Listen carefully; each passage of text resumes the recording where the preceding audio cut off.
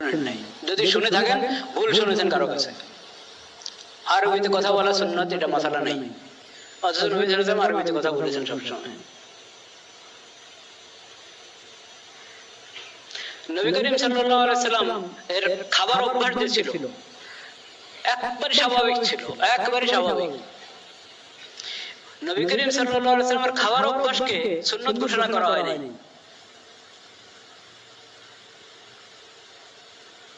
নবী করিম সাল্লাল্লাহু আলাইহি ওয়াসাল্লাম খাবার অভ্যাস যদি সুন্নাত ঘোষণা করা হতো তাহলে কি অবস্থা হতো আমাদের?